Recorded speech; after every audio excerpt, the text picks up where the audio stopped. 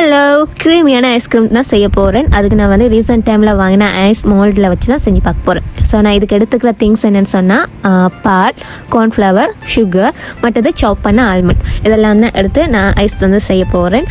என்னால் வந்து அவுட்புட் வந்து அட்டாச் பண்ண முடியலை, பிகாஸ் நான் வந்து வீடியோ எடுக்க முன்னே சாப்பிட்டேன். I'm sorry.